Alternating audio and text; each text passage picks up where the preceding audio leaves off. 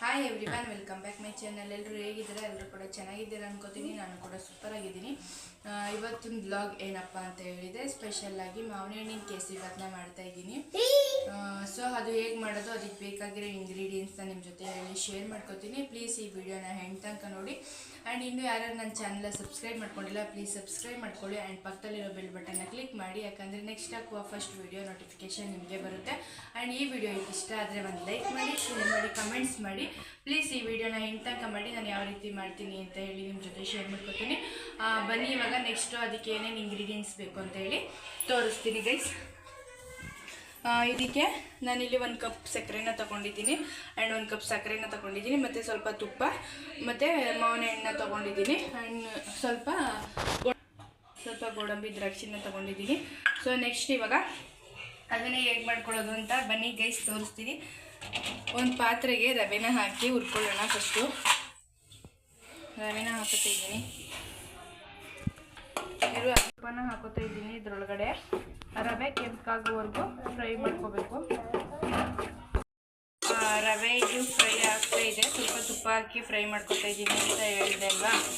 ಈ ಸ್ವೀಟ್ನ ನಾನು ಈ ಕೇಸರಿ ಭಾತ ಯಾವುದೇ ಥರ ಸ್ವೀಟ್ ಮಾಡೋದಾಗಲಿ ನಾನು ನಮ್ಮ ಅಣ್ಣಂಗೋಸ್ಕರ ಅಂತಲೇ ಮಾಡೋದು. ಯಾಕಂದರೆ ನಮ್ಮ ಅಣ್ಣ ಸ್ವೀಟ್ ಅಂದರೆ ತುಂಬ ಇಷ್ಟಪಡ್ತಾರೆ. ನಾನು ಇವಾಗ ನಮ್ಮ ಅಣ್ಣನ ಮನೇಲಿ ಇರೋದ್ರಿಂದ ಸ್ವೀಟೇ ಜಾಸ್ತಿ ಮಾಡೋದು. ಅವ್ರಿಗೆ ಸ್ವೀಟ್ ಅಂದರೆ ತುಂಬ ಇಷ್ಟ ಆಯ್ತದೆ.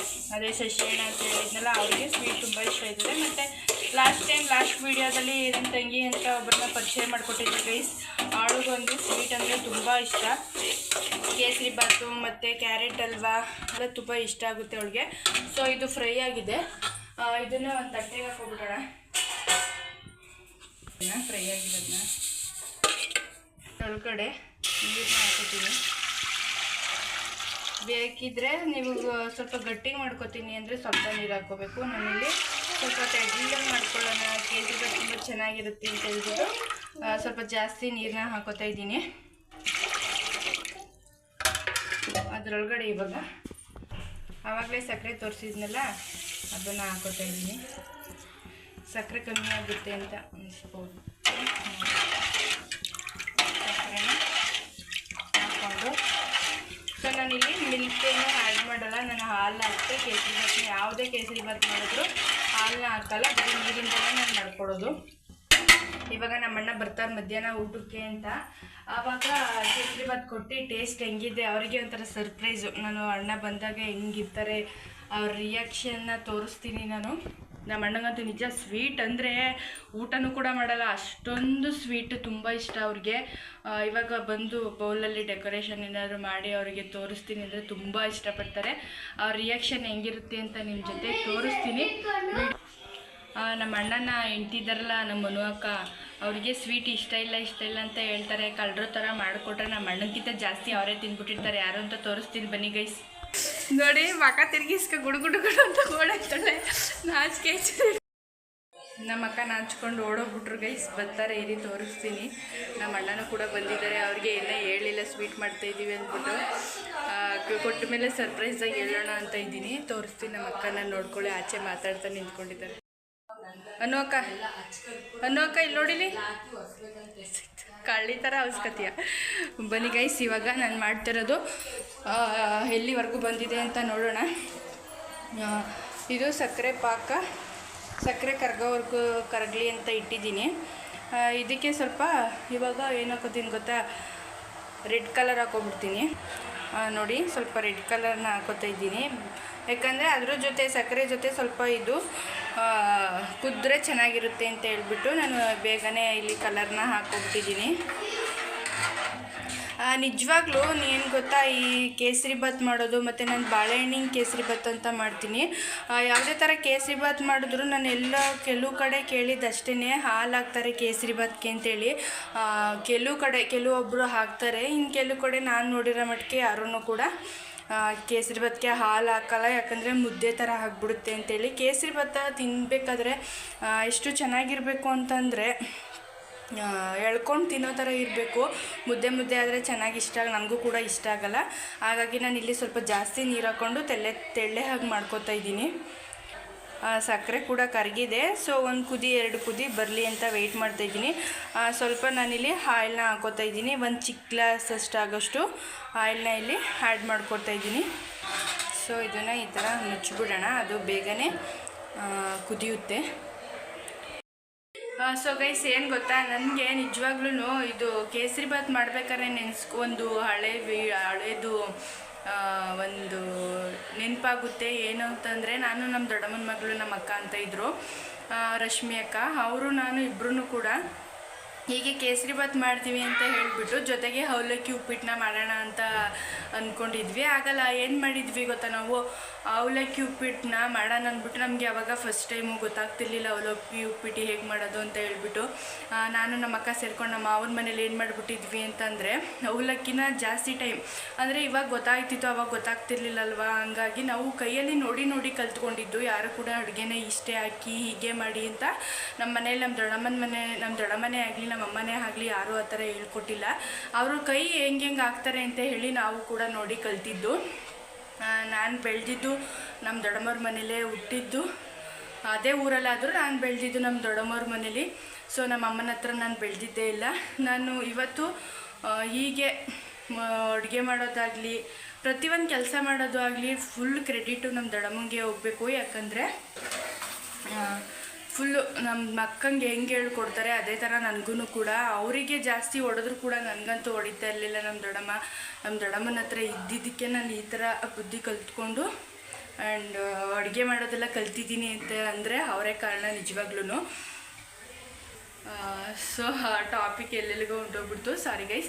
ನಾನಿದು ವೀಡಿಯೋ ಏನು ನೆನಪಿಸ್ಕೊಂಡೆ ಅಂದರೆ, ಅವಲಕ್ಕಿ ಉಪ್ಪಿಟ್ಟನ್ನ ಫಸ್ಟ್ ಟೈಮ್ ಮಾಡಬೇಕು ಹೋಗ್ಬಿಟ್ಟು ಫುಲ್ ಅವಲಕ್ಕಿನ ಒಂದು 2 ಮಿನಿಟ್ಸ್ ನೆನೆಸಿ ಇವಾಗ ತೆಗೆದು ಹಾಕ್ಬಿಡ್ತೀವಿ ಒಗ್ಗರಣೆ ಮಾಡೋದಕ್ಕೆ. ಆವಾಗ ಏನು ಮಾಡಿದ್ವಿ ಅಂದರೆ, ನಾನು ನಮ್ಮ ಅಕ್ಕ 5-10 ನಿಮಿಷ ಕಾಲ 1 kg ಅವಲಕ್ಕಿನ ನೀರೊಳಗಡೆ ನೆನೆ ಹಾಕ್ಬಿಟ್ಟಿದ್ವಿ. ಸೊ ನೆಕ್ಸ್ಟ್ ಕೊನೆಗೆ ಒಗ್ಗರಣೆ ಎಲ್ಲ ಹಾಕಿ ಅದು ಒಗ್ಗರಣೆ ಎಲ್ಲ ಬೆಂದಾದಮೇಲೆ ನೆಕ್ಸ್ಟು ಅವಲಕ್ಕಿನ ಹಾಕಕ್ಕೆ ಹೋಗ್ತಾ ಇದ್ದೀವಿ.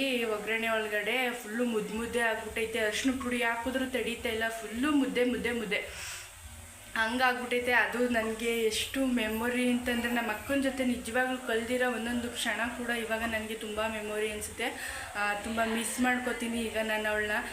ನಮ್ಮ ಮನೇಲಿ ಯಾರೂ ನನ್ನ ಜೊತೆ ಈಗ ಇನ್ನೂ ಕಾಂಟ್ಯಾಕ್ಟಲ್ಲಿ ಇಲ್ಲ ಗೈಸ್. ಹಾಗಾಗಿ ಅವಳು ಪ್ರತಿಯೊಂದು ಒಂದು ಚಿಕ್ಕ ವಿಷಯಕ್ಕೂ ಕೂಡ ನಾವಿಬ್ಬರು ಜಗಳ ಆಡ್ತಾಯಿದ್ವಿ. ಒಂದು ಚಿಕ್ಕ ವಿಷಯಕ್ಕೂ ಕಾಮಿಡಿ ಮಾಡ್ಕೊಂಡು ನಗ್ತಾಯಿದ್ವಿ. ಇವಾಗ ನೆನೆಸ್ಕೊಂಡ್ರೆ ಆ ವಿಷಯ ನಂಗೆ ತುಂಬಾ ಬೇಜಾರು ಮಾಡುತ್ತೆ. ಅವಳು ಕೆಲವೊಂದು ಕ್ಷಣ ನಾನು ಅವಳು ಮಾಡ್ತಿದ್ದು ನೆನ್ಪುಗಳೆಲ್ಲ ನನಗೆ ಬಂದ್ಬಿಡುತ್ತೆ. ಬಂದಾಗ ಏನು ಮಾಡೋಕ್ಕಾಗಲ್ಲ, ಏನು ಮಾಡೋದು ನೆನೆಸ್ಕೊಂಡು ಸುಮ್ಮನೆ ಆಗ್ಬಿಡ್ತೀನಿ. ಸೊ ಈ ಕೇಸರಿಬಾತ್ ಮಾಡ್ತಾಯಿದ್ನಲ್ಲ, ಹಾಗಾಗಿ ನಾವು ಮಾಡಿರೋ ಕೇಸರಿಬಾತ್ ಜೊತೆ ಆವಾಗ ಅವಲಕ್ಕಿ ಉಪ್ಪಿಟ್ಟು ಮಾಡ್ತಿದ್ವಲ್ಲ, ಅದು ಕೂಡ ನೆನಪಾಯಿತು. ನಿಮ್ಮ ಜೊತೆ ಹೇಳ್ಕೊಬೇಕು ಅನ್ನಿಸ್ತು, ಹೇಳ್ಕೊಂಡೆ. ಯಾರು ಕೂಡ ತಪ್ಪು ತಿಳ್ಕೊಬೇಡಿ ಗೈಸ್, ಅದು ನೆನಪಾಯಿತು.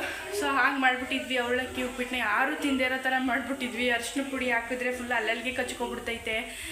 ಹೆಂಗೆ ವೇಸ್ಟ್ ಆಗೋಯ್ತು, ಅದು ಆಚೆಗೆ ಹಾಕೋ ಥರ ಆಗೋಯ್ತು. ಅದೊಂದು ಇನ್ಸಿಡೆಂಟ್ ನಂಗೆ ನೆನಪಾಯಿತು, ಅದಕ್ಕೆ ನಿಮ್ಮ ಜೊತೆ ಅದನ್ನು ಶೇರ್ ಮಾಡಿಕೊಂಡೆ. ನೆಕ್ಸ್ಟ್ ಇವಾಗ ಇಲ್ಲಿ ತೋರಿಸ್ತೀನಿ ಬನ್ನಿ. ಇದು ನೋಡಿ ಕುದೀತಾ ಇದೆ ಚೆನ್ನಾಗಿ. ಇವಾಗ ನಾನು ಸ್ವಲ್ಪ ತುಪ್ಪನ ಸೇರಿಸ್ಕೊಂಡು ಈ ಕಡೆ ಗೋಡಂಬಿ ದ್ರಾಕ್ಷಿ ಅವಾಗ ಏನು ತೋರಿಸಿದ್ದೆ ಅದನ್ನ ಫ್ರೈ ಮಾಡ್ಕೊತಾ ಇದ್ದೀನಿ.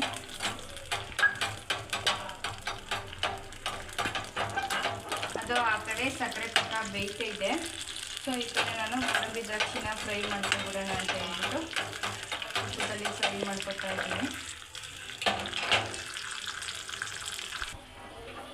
ಸೊ ಇದು ಫ್ರೈ ಆಗಿದೆ ನೋಡಿ, ಎಷ್ಟು ದಪ್ಪಕ್ಕೆ ಹಾಕ್ಬಿಟ್ಟಿದೆ ಗೋಡಂಬಿ. ನಮ್ಮ ಅಕ್ಕನ ಥರ ಡುಮ್ಮಿ ಆಗಿಬಿಟ್ಟೈತೆ, ಅದು ಚೆನ್ನಾಗಿ ಕುದ್ದಿದೆ. ಸೊ ಇವಾಗ ನಾನು ಫ್ರೈ ಮಾಡಿ ಇಟ್ಕೊಂಡಿರೋ ರವೆನ ಹಾಕೋತಾ ಇದ್ದೀನಿ.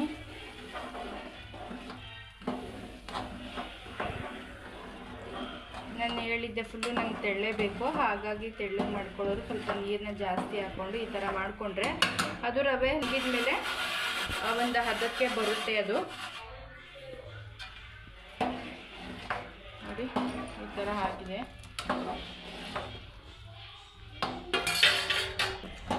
ನೋಡಿ ಅಷ್ಟು ತೆಳ್ಳೆ ಇದ್ದಿದ್ದು ಈ ಥರ ಗಟ್ಟಿಯಾಗಿ ಬರ್ತಿದೆ.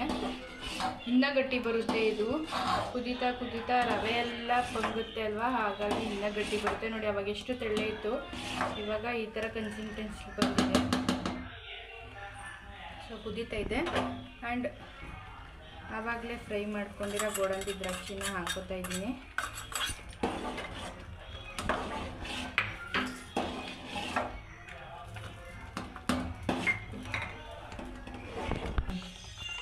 ಸ್ವಲ್ಪ ಆಯಿಲ್ನ ಸೇರಿಸ್ಕೊತಾ ಇದ್ದೀನಿ.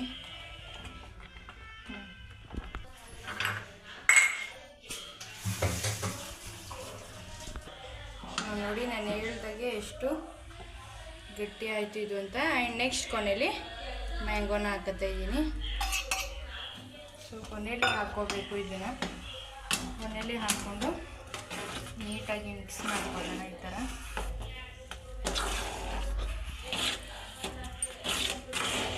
ವಾವ್, ಮ್ಯಾಂಗೋ ಫ್ಲೇವರ್ ಬರ್ತಾ ಇದೆ ಕೇಸರಿ ಬಾತ್ ಒಳಗಡೆ. ನಮ್ಮ ಮುಚ್ಚಿಡ್ಲ.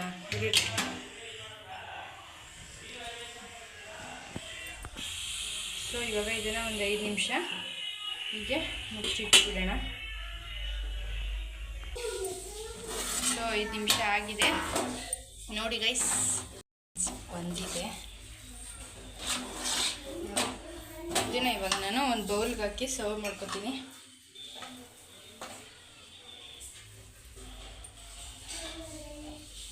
ಕಲರ್ ಸ್ವಲ್ಪ ಕಮ್ಮಿ ಆಗ್ತಿರೋದ್ರಿಂದ ಡಿಮ್ಮಾಗಿ ಕಾಣಿಸ್ತಾ ಇದೆ.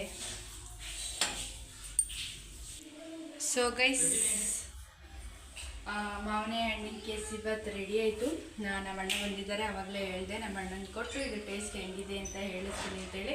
ನಮ್ಮ ಅಣ್ಣ ಬಂದಿದ್ದಾರೆ, ಬನ್ನಿ ಅವ್ರ ಜೊತೆ ಹೋಗಿ ಇವಾಗ ಟೇಸ್ಟ್ ಹೇಗಿದೆ ಅಂತ ಹೇಳ್ಬಿಟ್ಟು ತಿಳಿಸ್ಕೊಡ್ತೀನಿ.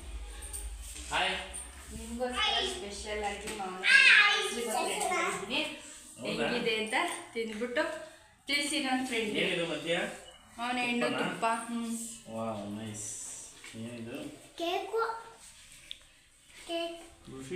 ಬಿಸಿ ಬಿಸಿ ಬಿಸಿನೇ ಕೊಟ್ಬಿಟ್ಟೆ ಇದ್ದೀನಿ ಗೈಸ್ ನಮ್ಮ ಅಣ್ಣಗೆ. ತಿಂದು ಟೇಸ್ಟ್ ಹೆಂಗಿದೆ ಅಂತ ಹೇಳಿ ಅಂತ ಹೇಳ್ಬಿಟ್ಟು. ಎಷ್ಟು ಚೆನ್ನಾಗಿ ತಿಂತಾ ಇದ್ದಾರೆ ನೋಡಿ, ನಿಜ ಚೆನ್ನಾಗೈತೆ. ಇಲ್ಲೊಬ್ಬ ಬಂದಾನೆ, ತೋರಿಸಿವ್ನೆ, ಇವನು ತೋರಿಸ್ತೆ ಓಡಾಡ್ತಾ ನೋಡಿ ಗೈಸ್. ಕ್ಯಾಮ್ರಾ ಮುಂದೆ ಬರೋಕ್ಕೆ ಹೆದರ್ಕೊತಾನೆ. ಆಮೇಲೆ ಅವನಿಗೆ ಕ್ಯಾಮ್ರಾ ಮುಂದೆ ಬರೋಕ್ಕೆ ಇಷ್ಟ ಇಲ್ವಂತೆ, ಹಾಗಾಗಿ ಓಡೋಯ್ತಾ ಇದ್ದಾರೆ. ನನ್ನ ಕೇಸರಿ ಬಾತ್ ಫಸ್ಟ್ ಮಾಡ್ಬೇಕಾದ್ರೆ ಕಾಯ್ಕೊ ಕೂತಿದ್ದವನೇ ಅವನು. ತೋರಿಸೆ ಅವನ್ನ, ಮಕ ತೋರಿಸೆ ಓಡೈತಾನೆ. ಚೆನ್ನಾಗೈತೆ ನಿಜ. ನಮ್ಮಣ್ಣ ಹಲ್ಲಿಗೂ ರುಚಿ ಹಿಡಿಯೋ ಥರ ತಿಂದು ಟೇಸ್ಟ್ ಮಾಡ್ತಾ ಇದ್ದಾರೆ ಗೈಸ್. ನಮ್ಮ ಅಣ್ಣಂಗೆ ಇಷ್ಟ ಅಂತ ಆವಾಗಲೇ ಹೇಳಿದ್ದೆ. ಅಪ್ಪು ನೀನು ತಿಂತೀಯಾ? ಎಸ್ ಗೈಸ್, ಆವಾಗಲೇ ಹೇಳಿದ್ನಲ್ಲ, ಇವಳು ಕೂಡ ಸ್ವೀಟ್ ಬೂತಿ ಅಂದರೆ ಸ್ವೀಟ್ ಬೂತಿ. ಇವಾಗಲೇ ಹೇಳಿದ್ ನೋಡು ನನ್ನ ತಂಗಿ, ಇವಳು ಅವ್ರ ಜೊತೆಗೆ ಸೇರಿದಳು, ಫುಲ್ಲು ಸ್ವೀಟ್ ತಿಂತಾಳೆ. ಆ್ಯಂಡ್ ಈ ವಿಡಿಯೋನ ಎಂಟಂತ ನೋಡಿದ್ದೀರಾ ಅಂತ ಅನ್ಕೋತೀನಿ. ಈ ವಿಡಿಯೋ ಇಷ್ಟ ಆದರೆ ಒಂದು ಲೈಕ್ ಮಾಡಿ, ಶೇರ್ ಮಾಡಿ, ಕಮೆಂಟ್ಸ್ ಮಾಡಿ. ಆ್ಯಂಡ್ ನೀವು ಕೂಡ ಟ್ರೈ ಮಾಡಿ, ಕಮೆಂಟ್ಸಲ್ಲಿ ತಿಳಿಸಿ ಗೈಸ್. ಇವತ್ತಿನ ಬ್ಲಾಗ್ ಮುಗ್ದಿದೆ. Take care, bye. ನೆಕ್ಸ್ಟ್ ಬ್ಲಾಗಲ್ಲಿ ಸಿಗ್ತೀನಿ. Bye guys.